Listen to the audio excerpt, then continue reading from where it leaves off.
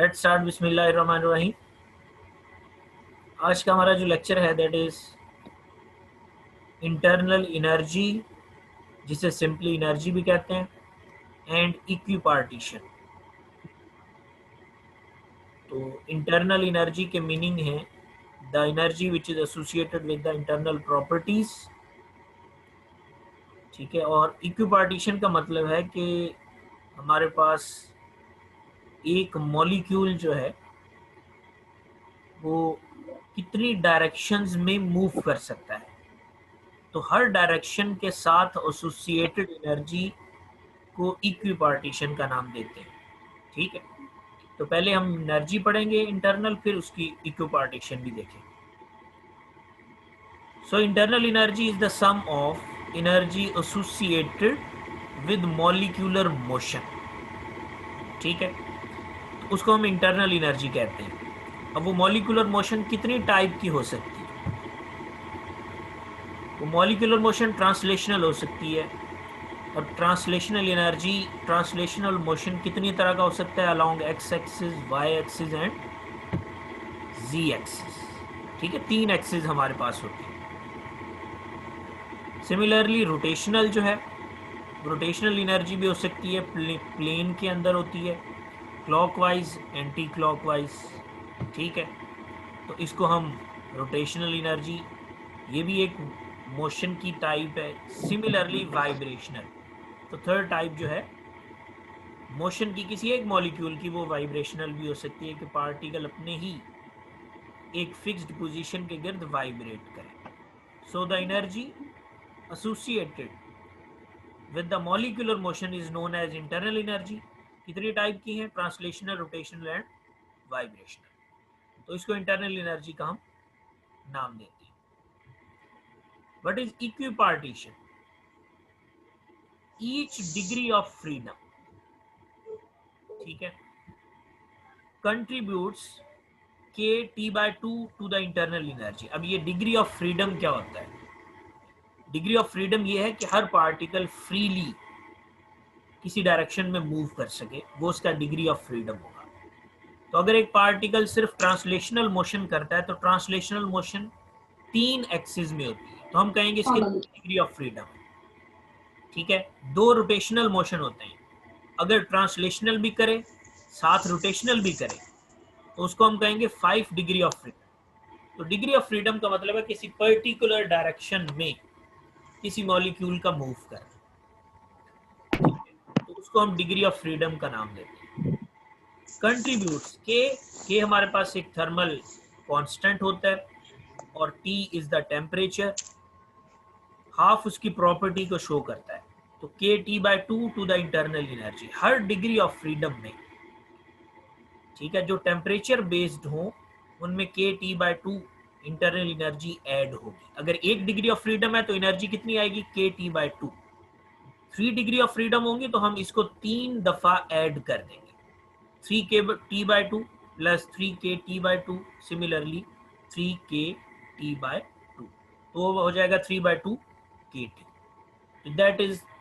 That shows the degree of freedom associated with KT/2। Her energy, her 1 degree freedom के लिए इतनी energy होती है। ठीक है, इसे इक्विपार्टीशन कहते हैं। अब इसमें देखें, डिग्री ऑफ फ्रीडम के बारे में बताया हुआ है। Each independent energy storage mode is degree of freedom. ठीक है, इंडिपेंडेंट एनर्जी स्टोरेज, जो किसी पे डिपेंड ना कर रहा हो, पार्टिकल किसी पर्टिकुलर डायरेक्शन में मूव कर सके और वो उसमें एनर्जी स्टोर कर सके independently, without any external cause. ठीक है, उसको हम डिग्री ऑफ फ्रीडम कहते हैं।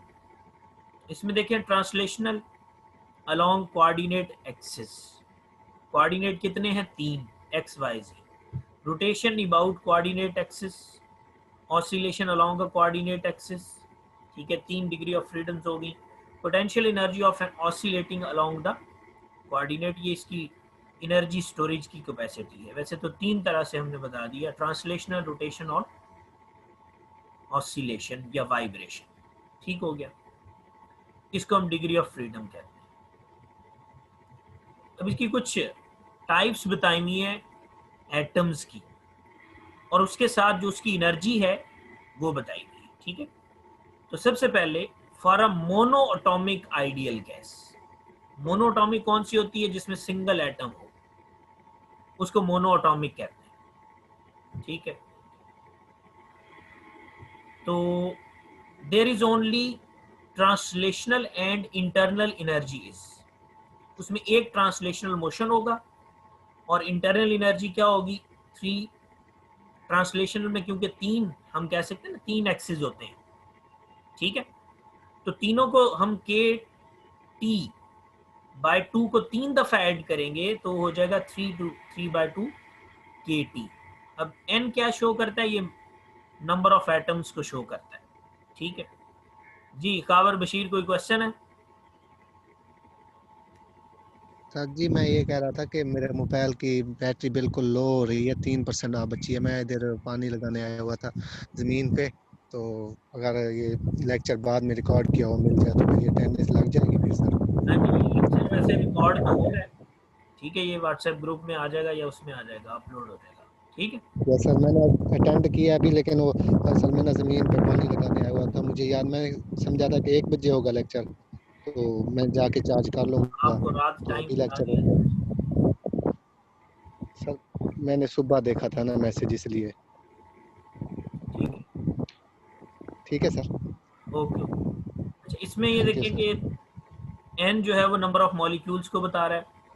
ठीक है, for a monoatomic ideal gas, तो ये एक एटम के लिए है जिसे मोनोएटॉमिक कहते हैं, तो ये उसकी एनर्जी है जो उससे एसोसिएटेड होगी। अब डायटॉमिक में देखें, डायटॉमिक जिसमें 2 मॉलिक्यूल्स हो सकते हैं, उसमें 3 translational, 2 rotational degree of freedoms होते हैं। तो हम इस KT/2 को 5 दफा ऐड करेंगे। ठीक है, 3 ट्रांसलेशनल के लिए, 2 रोटेशन के लिए, तो ये बन जाएगा 5/2 NKT for diatomic ideal gas. तो ट्राइटॉमिक के लिए भी ये वैल्यू एक MCQ आ सकता है एनर्जी का, इंटरनल एनर्जी का, और डायटॉमिक के लिए भी आ सकता है। ठीक हो गया, तो इसको आपने MCQ के तौर पे भी प्रिपेयर करना है। अच्छा, उसके बाद है careful the result applied at intermediate temperature, at low temperature only translational contributes. अच्छा, ये जितनी भी डिस्कशन है वो कहता है इंटरमीडिएट या रूम टेम्परेचर जिसे आप कहते हैं, उस पे ये वैल्यूज हम अप्लाई करते हैं। At low temperature only translational contributes, अगर टेम्परेचर लो हो तो सिर्फ ट्रांसलेशनल एनर्जी कंट्रीब्यूट करती है। At high temperature 2 additional degree of freedoms arises associated with vibration, kinetic and potential. ठीक है, अगर वो कहता है कि टेम्परेचर हाई होते जाएं तो उसमें काइनेटिक और पोटेंशियल जो वाइब्रेशन से एसोसिएटेड होती है वो भी ऐड हो जाती है। और उसमें देखें, अब ये 7 दफा ऐड हो जाएगा। KT/2 को 7 दफा ऐड करेंगे। ठीक है, वो क्या होगी हमारे पास? 3 ट्रांसलेशनल, 2 रोटेशनल और 2 वाइब्रेशनल। वाइब्रेशनल में फिर काइनेटिक और पोटेंशियल 2 दफा, तो 7 दफा ऐड करेंगे तो E जो है वो 7/2 NKT हो जाएगा for diatomic ideal gas at high temperature. ठीक है, सो होपफुली ये जो इंटरनल एनर्जी का फॉर्मूला है और monoatomic, diatomic at low temperature and high temperature, इसको आपने एक शॉर्ट क्वेश्चन और MCQ के तौर पे प्रिपेयर करना है। उसके बाद हमारे पास है इंटरमॉलिक्यूलर फोर्सेस। ठीक है, अब आपको पता है हमारे पास जो डिस्कशन है हमारे पास वो ज़्यादातर गैसेस की है।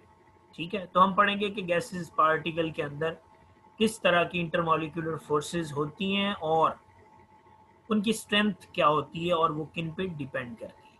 ठीक है, ये चीज़ें हम इसमें डिस्कस करेंगे। सो इंटरमॉलिक्यूलर फोर्सेस, जिसे बॉन्डिंग फोर्स भी कहते हैं, exist with in molecule and influence the chemical properties. ठीक है, इससे केमिकल प्रॉपर्टीज चेंज होती हैं। So intermolecular forces exist between molecules and influence the physical properties. ठीक है, वो physical properties को भी influence करती हैं. We can think of H2O in its three forms: ice, water, and steam. In all three cases, the bond angles are the same, the dipole moment is the same, the molecular shape is the same, and the hybridization of the oxygen is same. ये है liquid के लिए, ठीक है. लेकिन however the physical property of H2O are very different. chemical properties अगरचे same हैं, physical change होगी. फिजिकल कैसे? हमारे पास फिजिकल कौन सी है? लिक्विड, गैस और solid. A solid ice H2O possesses a definite shape and volume. Physical shape change हो जाएगी, volume change हो जाएगा. It is incompressible. अच्छा, लिक्विड में आ जाए. लिक्विड और water possesses a definite volume but will assume the shape of its container. उसमें volume तो डेफिनेट हो जाएगा, लेकिन वो उसका जो शेप है वो उस कंटेनर की होगी जिसमें हम वाटर डालेंगे. इट इज स्लाइटली कंप्रेसिबल, उसको थोड़ा सा कंप्रेस किया जा सकता है. Steam will assume both the shape and volume of its container and extremely compressible. जो स्टीम है वो फिर फिजिकल थर्ड स्टेट है उसकी, वो टोटली चेंज होने वाले दोनों से. तो हम इस फिजिकल स्टेट के चेंज होने से देखेंगे कि इनके दरमियान इंटरमॉलिक्यूलर फोर्सेस कैसे चेंज होते हैं. So intermolecular forces are the forces which causes real gases to deviate from ideal gas behavior. ठीक है, आइडियल गैस क्या होती है? हम उसको कहते हैं नॉन कंप्रेसिबल होती है. ठीक है, लीनियर उसकी एक्सपेंशन होती है, और भी प्रॉपर्टीज इसमें हैं. They are also responsible for the formation of condensed phases. अब गैसेस की कंडेंस फेजेस कौन से होते हैं? कंडेंस ठंडा करने को कहते हैं, उसको कहते हैं सॉलिड और लिक्विड. ठीक है, तो अगर हम गैसेस को कंडेंस करें, ठीक है, तो लिक्विड भी बन सकता है, सॉलिड भी बन सकता है. ठीक है. अच्छा, अब इसमें देखें कि आपके पास क्या चीज वेरी करती है. Intermolecular forces govern the molecule motion of molecule as well. In the gaseous phase, molecules are in random and constant. Each gas molecule independently of the other. हमने ये आइडियल गैस के बारे में पढ़ा. गैस पार्टिकल फ्रीली मूव करते हैं और random motion करते हैं. The molecular slide past each other freely. ठीक है, ये फ्रीली एक दूसरे की आवाज इंतहाई आ रही है. सर शोर बहुत हो रहा है.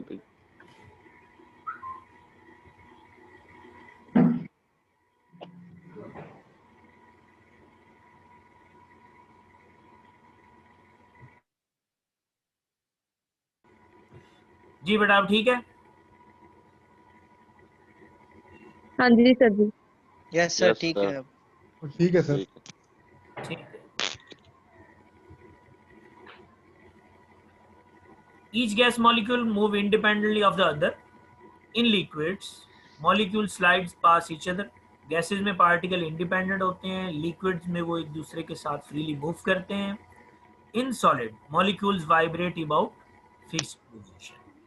तो ये फिजिकल प्रॉपर्टीज हैं जो इंटरमॉलिक्यूलर फोर्सेस की वजह से डेवलप होती है. अच्छा, इसमें देखें हीटिंग कर्व्स हैं हमारे पास कि हम टेम्परेचर के साथ किस तरह फेज चेंज कर सकते हैं और किस तरह इंटरमॉलिक्यूलर फोर्सेस को डेविएट करवाया जा सकता है. सो ट्रांजिशन बिटवीन फेज चेंज जिसे हम कहते हैं can be viewed in term of heating curve like the one shown below for water. It is a plot of time versus temperature with change of phase. The time axis represent the addition of heat. Time axis की तरफ हम देखेंगे कि उसमें heat add हो रही है. The longer the time span, the more heat has been added to the system. ज़्यादा देर के लिए हम heat add करेंगे. In this heating curve, we are starting with the ice at -20 degree. इस ग्राफ को आप देख लें कि पहले -20 डिग्री है, टाइम पास हो रहा है, मतलब हमने टेम्परेचर बढ़ाना शुरू कर दिया या हीट ऐड करना शुरू कर दिया. ठीक है, 0 डिग्री पे आ जाएगा ग्राफ। 0 डिग्री से आइस और वाटर मिक्स होंगे 0 डिग्री पे, ठीक है, ये ग्राफ आपको ये शो कर रहा है। और तब तक उसका 0 डिग्री टेम्परेचर रहेगा जब तक सारी आइस मेल्ट नहीं हो जाएगी।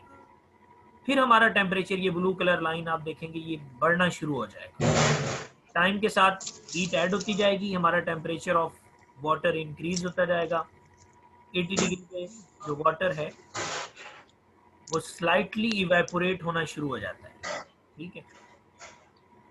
तो उसके बाद 100 डिग्री पे वाटर और स्टीम दोनों बनना शुरू हो जाते हैं। इन्हें हम कहते हैं को फेज, सेम फेज में होना। अच्छा, उसके बाद एक और टाइम के बाद आपके पास जब आप और हीट ऐड करना शुरू कर देंगे तब हमारे पास टोटली स्टीम में कन्वर्जन होना शुरू हो जाएगी एक पर्टिकुलर वैल्यू ऑफ हीट पे। फिर 120 डिग्री 140 ऐसे हमारा जो स्टीम है, जो वेपर्स हैं, वो बनना शुरू हो जाते हैं। तो that is the change of phase with the addition of heat. तो ये टाइम और टेम्परेचर का ग्राफ है जो फेज चेंज को बताता है। अब इसका मतलब क्या है? As we add heat we raise the temperature of the ice. The heat that we are adding is increasing kinetic energy. वो जो kinetic energy है 1/2 mv square या mu square u velocity को बता रहा है, is proportional to absolute temperature. ये MCQ के लिए आपने इसको प्रिपेयर करना है कि kinetic energy of the gas is proportional to absolute temperature. Higher the temperature, higher will be the kinetic energy of molecule. ठीक है।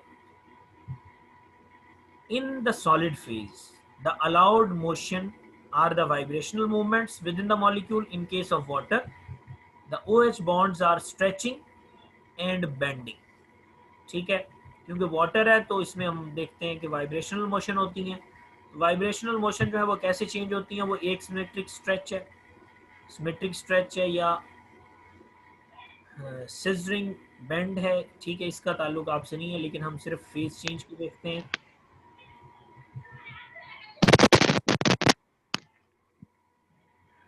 इसमें जो अगली थ्योरी है इसको भी हम रहने देते हैं, ये हमारे इससे रिलेट नहीं करता। लेकिन आप देखें यहाँ से आपको बताना जरूरी, as we discuss earlier in the semester. अच्छा, ये पिछली क्लासेस में जो केमिस्ट्री पढ़ते हैं उनके लिए है कि हाइड्रोजन बॉन्ड होता है, ठीक है। बॉन्डिंग हमारे पास डिफरेंट टाइप की होती है। तो hydrogen bond holding the water molecule in a crystalline structure of ice as the phase transition temperature 0, all of the ice will be converted into liquid water as soon as the phase change is complete. phase हमारा ice से water में आ जाता है। addition of heat will then load it and increase in temperature of the liquid.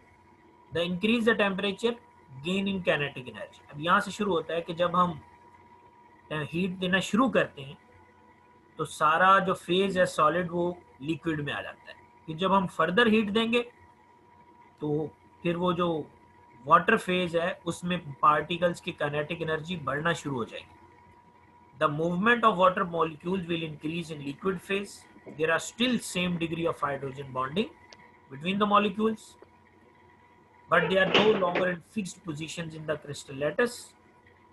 There is a second phase transition at 100 degree. जैसे हमारा temperature 100 पे पहुंचता है, at this temperature water at 100 degree converted into steam. The remaining hydrogen bonds are broken, so all of water molecules are now moving independently of each other with no remaining hydrogen bond between molecules. एक molecule के दूसरे से कोई bond नहीं रहता। कितने temperature पे? 100 पे। काइनेटिक एनर्जी मैक्सिमाइज हो जाती है कि बॉन्ड टूट जाते हैं बिटवीन द मॉलिक्यूल। H2O नहीं टूटता, ये ज़हन में रखें। H2 एक मॉलिक्यूल है, उसका दूसरे मॉलिक्यूल के साथ जो हाइड्रोजन बॉन्डिंग है वो ब्रेक होती है। So liquid water is converted into steam. As soon this happen, addition of heat rises the temperature of steam and increase the average kinetic energy of molecule, ठीक है, as predicted by the molecular kinetic energy. ये phase change का तरीका कैसे heat जो है वो bond को ब्रेक करती है। अच्छा, इनके पर्टिकुलर नेम है फिर heat of fusion. Heat of fusion क्या होती है? Heat required to melt a solid. एक सॉलिड को मेल्ट करने के लिए हीट ऑफ फ्यूजन उसका नाम देते हैं। Heat of vaporisation, heat required to vaporise a liquid, are determined by the strength of intermolecular forces. Substances with high intermolecular forces will have higher melting and boiling points. अब ये जो heat of fusion है इसे melting point भी कहते हैं क्योंकि ice को मेल्ट करना है। बॉइलिंग पॉइंट क्या होता है? हीट ऑफ वेपराइजेशन, हमने क्या करना है? वेपर बनाने हैं, उसको बॉइलिंग भी कहते हैं क्योंकि 100 डिग्री पे वाटर क्या करता है? बॉइल करना शुरू कर देता है। तो इसी के लिए इसको हम लेते हैं। It will require more energy to break the molecular forces. ठीक है, तो जिसमें इंटरमॉलिक्यूलर फोर्सेस ज्यादा होंगी वहां उनके मेल्टिंग और बॉइलिंग पॉइंट्स क्या होंगे? हाई होंगे। ठीक है, उसके बाद हम आ जाएंगे आयनिक बॉन्डिंग पे। ठीक है, आयनिक बॉन्ड क्या होता है? The strongest intermolecular force is ionic bond. ये ज़हन में रखें, ये एमसीक्यू में आ सकता है। ठीक है, so these are the bonds between metals and non-metals involving ions. नाम से ही जाहिर है कि आयंस के दरमियान जो फोर्सेस होती है। एग्जांपल्स क्या हैं? NaCl और NH4OH। तो NaCl एक एग्जांपल प्रिपेयर कर लें आप। तो आयनिक बॉन्ड के हमारे पास जो सॉल्ट होता है, Coulomb's law states that the potential energy is proportional to amplitude of charges Q1 and Q2, ठीक है, divided by distance square। तो ये salt है, full positive charge on the cations which have lost electron and full negative charge on the anions। अच्छा, A9 और cation भी आपने prepare करने हैं। तो ये जो कैटाइंस हैं इन्होंने इन पे पॉजिटिव चार्ज होता है। ठीक है, इनके इलेक्ट्रॉन लूज होते हैं। मतलब आपने पढ़ा कि जब एक एटम से इलेक्ट्रॉन चला जाता है उस पर पॉजिटिव चार्ज आता है, उसे कैटाइंस कहते हैं। ठीक है, और full negative charge on the anions, जो इलेक्ट्रॉन को गेन कर लेता है वो एनाइन बन जाता है, उस पर नेगेटिव चार्ज होता है। ठीक है, विच हैव गेन्ड इलेक्ट्रॉन्स। ठीक है, one of the defining features of the salt is their extremely high melting point. A large amount of energy is required. अब इंटरमॉलिक्यूलर फोर्सेस में बाइंडिंग आयनिक बॉन्ड जो है वो सबसे स्ट्रॉन्ग बॉन्ड है, इसलिए उसकी इंटरमॉलिक्यूलर फोर्सेस सबसे स्ट्रॉन्ग हैं, इसलिए लार्ज एनर्जी चाहिए उन्हें क्या करने के लिए? मेल्ट करने के लिए। उसके बाद आयन डाइपोल है। The next strongest IMF is ion dipole. ठीक है, involves the interaction between the full charge of an ion Q and the partial charge of polar compound। Dipole का डाइपोल मूवमेंट होता है U। ठीक है, ये FSC की फिजिक्स में दिया हुआ है। डाइपोल जिसके दो पोल हो, उनमें से एक पोल किसी और आयन से अटैच हो जाए, उसे डाइपोल कहते हैं। तो डाइपोल मूवमेंट क्या होता है? जो उसकी एनर्जी है वो चार्ज, दूसरा चार्ज बाई d²। ठीक है, तो कोई भी पार्शियल चार्ज अगर हो उसको हम आयन डाइपोल कहेंगे। तो NaCl dissolve in water, water में जब डिसॉल्व हो जाएगा तो हम उसको कहेंगे आयंस बाय पोलर मॉलिक्यूल। तो पोलर वाटर मॉलिक्यूल्स बन जाएंगे, एक में फुल चार्ज होगा surrounded by the many partial charges. ठीक है, hydration is an example of ion. Hydration का मतलब है किसी भी प्योर मॉलिक्यूल है ना, हाइड्रोजन ऐड करके। बराबर थे, वही पता है। ओ ये थी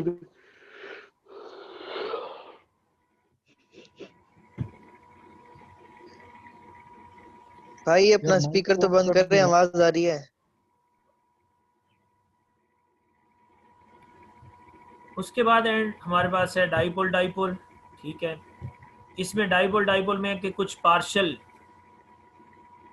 चार्जेस जो होंगे वो आपस में, कुछ पोलर सब्सटेंस उन्हें हम कहते हैं, वो आपस में जब इंटरेक्ट करेंगी तो वो थर्ड नंबर पे है। तो इनका जो बॉइलिंग या मेल्टिंग पॉइंट है वो कम होता है। तो इसमें भी एग्जांपल्स आपने प्रिपेयर करनी है बस।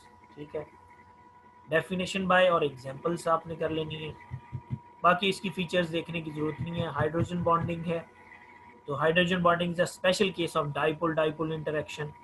तो इसमें वाटर इसकी एग्जांपल है। Partial positive charge comes from hydrogen. ठीक है, एटम 2 FO और N। ठीक है, फ्लोरीन है, ऑक्सीजन और एन पे नेगेटिव चार्ज जो है वो आ जाता है। तो ये जब पार्शली इंटरेक्ट करते हैं तो हाइड्रोजन बॉन्डिंग डेवलप होती है। तो ये इसकी एक बड़ी एग्जांपल है।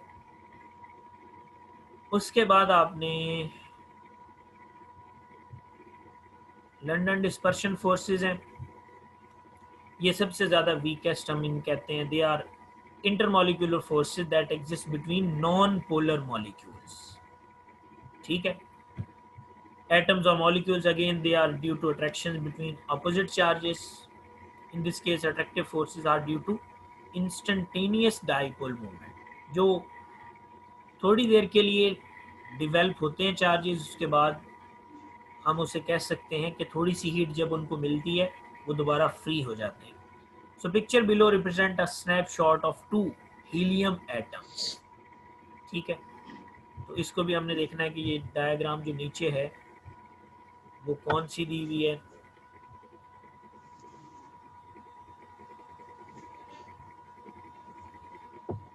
ठीक है, ये कुछ हीलियम एटम्स हैं, इन्हें हम कहते हैं कि किसी एटम का न्यूक्लियस और दूसरे एटम का इलेक्ट्रॉन जब इंटरेक्ट करे, ठीक है, और उससे एटम की शेप चेंज हो जाए, इसको एक किस्म का पोलराइजेशन इफेक्ट भी कहते हैं। दो हीलियम एटम जब करीब आएंगे तो एक का न्यूक्लियस दूसरे के इलेक्ट्रॉन को क्या करेगा, इंटरेक्शन शो करेगा। ठीक है, तो जिसकी वजह से दो हीलियम एटम की शेप जो है ना वो इस तरह हो जाएगी, न्यूक्लियस एक साइड पे, ऑर्बिट चेंज हो जाएगा। ठीक है, तो हम इसको इसीलिए लंदन डिस्पर्शन, डिस्पर्स कर देना विद इन द एटम, उसको हम, ये मोमेंटरली होता है, जब ये एक दूसरे से दूर हो जाएंगे तो फोर्सेस खुद ही खत्म हो जाएंगे। ठीक है, तो इसीलिए हमने वीक फोर्सेस हम कहते हैं। They only operate over very short distances. ठीक है, तो ये भी आपने इसमें से प्रिपेयर कर लिया। देखिए इसमें पोलराइजेशन का इफेक्ट भी बता दिया उसने। अच्छा, इसमें आगे टेबल दिया हुआ है, ये भी आपको प्रिपेयर करने की जरूरत नहीं है। ठीक है,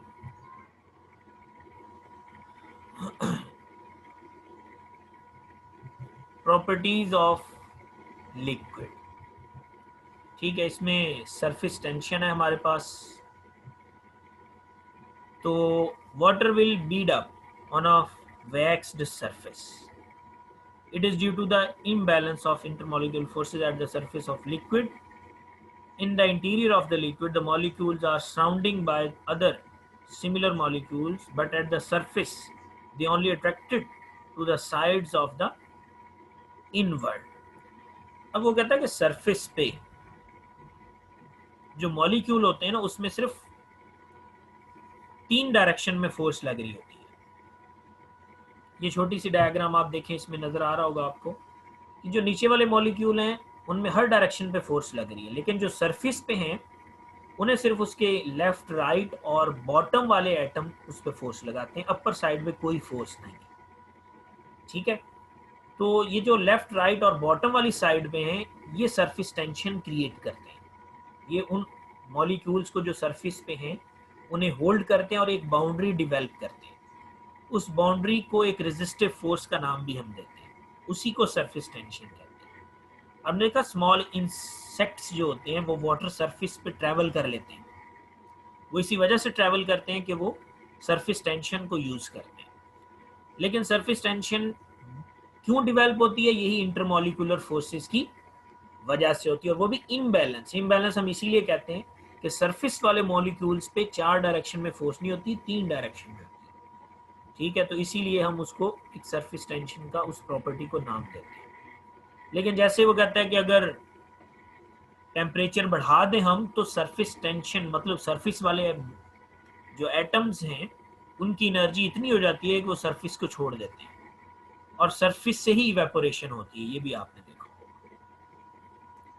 अच्छा, इसके बाद फिर इसमें और बताया हुआ था surface tension of mercury is even high due to the metallic bond C और shared electron between atoms. Surface tension सबसे ज्यादा किसकी है, मरकरी की है। अच्छा, इसमें फिर 2 और टाइप्स बता दिए। The intermolecular attraction between the like molecules called cohesion. Cohesive forces जो होती है ना वो लाइक मॉलिक्यूल्स के दरमियान होती है, सेम टाइप के, ठीक है। लेकिन intermolecular attraction between the unlike molecule उन्हें एडहेसिव फोर्स कहते हैं, ठीक है। अब ये जो मड है टायर के साथ अटैच हो जाता है, इसे एडहेसिव अट्रैक्शन कहते हैं। मड एक और टाइप है, टायर एक और टाइप है, उनके दरमियान जो अट्रैक्शन आ जाती है उसे एडहेसिव फोर्स कहते हैं। कोहेसिव जो मॉलिक्यूल्स एक ही तरह के मॉलिक्यूल हो उनके दरमियान जो आ जाए उसे एडहेसिव फोर्स कहते हैं। Both forces are in play when we look at a comparison of two shape of water and mercury. तो इनकी आपने डेफिनेशंस प्रिपेयर करनी है, ठीक है।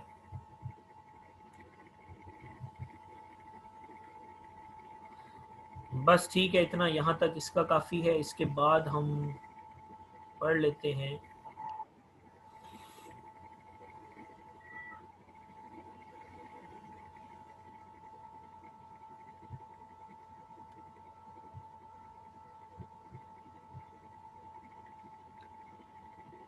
वंडरवॉल्स इक्वेशन ऑफ स्टेट, ठीक है। ये भी उसी इक्वेशन के साथ रिलेट करता है, इंटरमॉलिक्यूलर फोर्सेस के साथ रिलेट करता है, इसीलिए हम इसको यहाँ डिस्कस कर लेते हैं। तो ये भी एक छोटा सा ही टॉपिक है। तो kinetic theory of gases give the microscopic description of behaviour of gases, but some of the assumption of ideal gas are not true for real gases. Real वो जो हमारे पास है उनका बिहेवियर डेविएट करता है, आइडियल जो हम सिर्फ एक्सपेरिमेंट में इस्तेमाल कर सकते हैं। तो वंडरवॉल्स फोर्सेस भी होती है, उसी की वजह से उसको इक्वेशन का नाम दिया। Due to intermolecular forces of molecule have a small but non zero diameter which is against the assumption of ideal gas model, उसको वंडरवॉल इक्वेशन ऑफ स्टेट कहते हैं। Moreover the range of intermolecular forces may be greater than the size of molecule. Intermolecular force उसके size से भी ज्यादा हो, which is against the assumption, ये भी अजम्पशन के अगेंस्ट है। So the ideal gas equation need modification so account for the effect of finite size molecule and presence of intermolecular forces। effect of finite size of molecule, इसमें देखिए the consider the effect of finite size of molecule, we consider the molecule in the form of hard sphere of diameter d, the distance between the centers of the two molecule cannot be less than d। अच्छा ये distance है, दो molecule ए और B है, diagram में आप देखें इनके दरमियान डिस्टेंस डी है, ठीक है। Therefore the free volume occupied by molecules is considered by considering the finite size of molecule। if B is the decrease in volume due to molecule in 1 mole, then decrease in volume due to ये जो second molecule है in n moles is equal to nB, ठीक है। if V is the volume of container, वो container जिसमें हम दो molecule consider किए हैं उसका वॉल्यूम V हो, then the volume variable to the gas is not V but V minus n। ये माइनस क्या शो करेगा, ये डिक्रीज इन वॉल्यूम शो करेगा, कितने time, n number of mole time, जितने मोल हम कंसीडर करेंगे। सो the ideal gas equation, ideal gas equation क्या होती है, PV इक्वल्स टू nRT, तो मशहूर इक्वेशन है जिसे आइडियल गैस इक्वेशन कहते हैं। लेकिन रियल गैसेस के लिए वो क्या हो जाती है, PV n minus b, decrease in volume होता है क्योंकि हम उसमें ये जिनके माइक ऑन है ना, प्लीज उनसे कहीं पहले अपने माइक ऑफ कर दें, वो आपकी आवाज और उनकी आवाज मिक्स हो जाती है, लेक्चर फिर डिस्टर्ब होता है एक्स्ट्रा। स्टूडेंट्स अपने माइक ऑफ करें, ठीक है। जब आपने कोई क्वेश्चन पूछना है तो सिर्फ आप हैंड रेस करेंगे, यहाँ ऑप्शन होता है, ठीक है। तो आपको मैं अलाउ करूंगा, फिर आप क्वेश्चन पूछिएगा, वरना फिर मैं रिमूव कर दूंगा आप लोग। So if V is the volume of container and change in volume is V minus NB, so equation can be converted into, जो इक्वेशन होती है PV equal to nRT, उसमें V की जगह पे V minus NB आ जाएगा। So we have a pressure relation with the volume that is inversely, तो nRT divided by V minus NB। This shows that pressure of real gas is increased, क्योंकि volume क्या होगा, कम, ठीक है, और pressure क्या होगा, बढ़ेगा। डिक्रीज इन वॉल्यूम जब भी होगा डिनोमिनेटर में तो वैल्यू इस साइड पे बढ़ती है. So due to smaller volume the molecule have more collisions and thus pressure is increased. जितना साइज हम स्मॉल कंसीडर करेंगे एटम्स का, मॉलिक्यूल्स का, उतनी ज्यादा वो कुलियन करेंगे, इसी के साथ उतना ज्यादा वो प्रेशर डिवेल्प करेंगे. ठीक है, तो ये तो हो गया वॉल्यूम का effect on pressure van der Waals के according. Effect of intermolecular forces. अभी इस पे इंटरमॉलिक्यूलर फोर्सेस का क्या इफेक्ट है? To consider the effect of intermolecular forces, we take the range of intermolecular forces equal to diameter of molecule. Force की जो range है वो हम सिर्फ डायमीटर तक लेते हैं. Let a single molecule is about to collide with the wall of container. एक single molecule wall of container से स्ट्राइक करेगा. This molecule also experience attractive force from other molecules lying within the distance d. Intermolecular का मतलब ये है कि एक atom दूसरे पे फोर्स लगा रहा होता है. ठीक है, चाहे वो कुलियन आपस में कर रहे हो या किसी दूसरे कंटेनर की वॉल के साथ कर रहे हो. ये देखें, ये डी डिस्टेंस कंसीडर किया हुआ है. इसमें एक मॉलिक्यूल साइड के साथ है, लेकिन इसके सराउंडिंग में जितने भी मॉलिक्यूल्स हैं वो सब इसके साथ इंटरेक्शन में है. ठीक है, so intermolecular forces the pressure is reduced. Pressure क्या हो जाएगा? रेड्यूस हो जाएगा. ठीक है, तो decrease in pressure is proportional to square of number of moles per unit volume. अब हम इस इक्वेशन को रीफॉर्म कर लेंगे. प्रेशर माइनस हो जाएगा, वो भी स्क्वायर टाइम. ठीक है, तो हम इसको ऐड कर लेंगे तो हमारे पास ये प्रेशर की इक्वेशन डेवलप हो जाएगी. इस इक्वेशन को वैन डर वाल्स इक्वेशन कहते हैं. सिर्फ ये माइनस ए क्या है? Number of atoms. ये पर यूनिट वॉल्यूम है. ये डिक्रीज इन प्रेशर है. ये नया कांस्टेंट आ गया. इसको उधर ले जाएंगे प्लस हो जाएगा, तो प्रेशर में ये एडिशन हो जाएगी. फिर वॉल्यूम ये जो है इसको इधर ले जाएंगे. इस नई इक्वेशन को वैन डर वाल इक्वेशन ऑफ स्टेट कहते हैं. ठीक है, टाइम जो है ना होपफुली वो एंड हो गया. तो इस इक्वेशन को हम लेटर ऑन डिस्कस कर सकते हैं. तो अगर आपका कोई क्वेश्चन हो इसमें तो वो आपने सेंड कर देना ग्रुप के अंदर. ठीक है, और इस